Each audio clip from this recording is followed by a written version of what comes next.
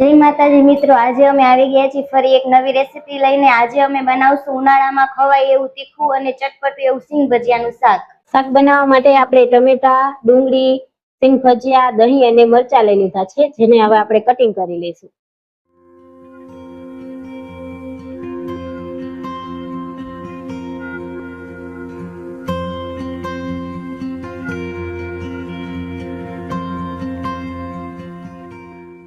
શાક બનાવવા માટેની બધી સામગ્રી બનીને તૈયાર છે, તો હવે આપણે તેનો વઘાર કરી લઈશું।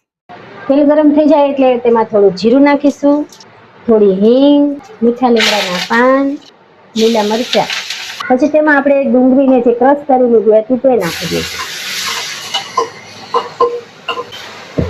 ડુંગળીને સરસ મજાની સાતળવા દેવાની છે, ગેસ ધીમો રાખવાનો છે। જ્યાં સુધી આપણી ડુંગળી સતળાઈ જાય ત્યાં સુધીમાં આપણે તેના માટે ગ્રેવી તૈયાર કરી લઈશું। ગ્રેવી બનાવવા માટે આપણે ધાણા જીરું પાવડર, થોડી હળદર, લાલ મરચું પાવડર, ગરમ મસાલો બધું નાખીને એને સરસ મિક્સ કરી લઈશું। પછી તેમાં થોડું પાણી નાખીને સરસ મજાનું હલાવી લઈશું। આ ગ્રેવી શાકમાં નાખવાથી શાકનો સ્વાદ એકદમ સરસ મજાનો આવે છે અને એકદમ ટેસ્ટી બને છે અને કલર પણ સારો આવે છે। ડુંગળી આપણી સરસ મજાની સાતળી ગઈ છે। હવે તેમાં આપણે ટમેટાની જે ગ્રેવી કરી લીધી હતી તે નાખી દઈશું, પછી એને સરસ મજાનું મિક્સ કરી લઈશું। એમાં થોડું મીઠું નાખી દઈશું। હવે આમાં તેલ છૂટું ના પડે ત્યાં સુધી આપણે તેને હલાવતા રહીશું। એમાં આપણે થોડી કસ્તુરી મેથી નાખી દઈશું, જેથી તેનો સ્વાદ એકદમ સરસ મજાનો આવે અને શાક ખૂબ જ ટેસ્ટી બને। જો તમે જોઈ શકો છો, આમાંથી આપણું તેલ છૂટું પડી ગયું છે અને ગ્રેવી એકદમ સરસ મજાની બનીને તૈયાર છે। તેમાં હવે આપણે જે મસાલાની ગ્રેવી બનાવી હતી તે નાખી દઈશું। થોડું ગેસ વધારીને આપણે તેને ચડવા દઈશું।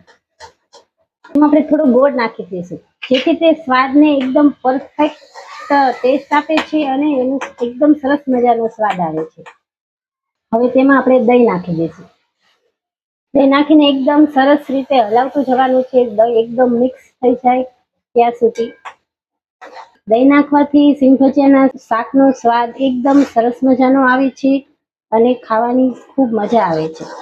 જો આપણે ગ્રેવી એકદમ સરસ મજાની બનીને તૈયાર છે, તો પછી તેલ પણ છૂટું પડવા લાગ્યું છે।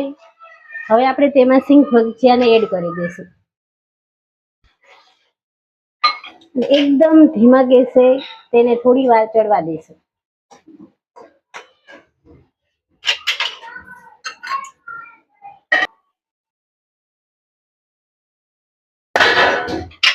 જો શાક આપણું બનીને તૈયાર છે, એકદમ સરસ મજાનું આપણું સિંગ ભજીયાનું શાક બની ગયું છે।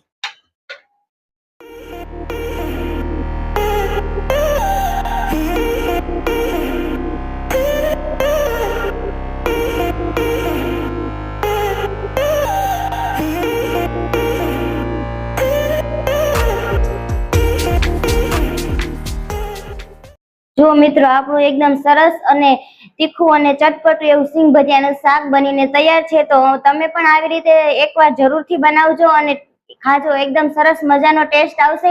અને હવે મળીએ આપણે એક નવા વિડીયોમાં નવી રેસીપી સાથે। ત્યાં સુધી અમારા જય માતાજી અને જય શ્રી કૃષ્ણ।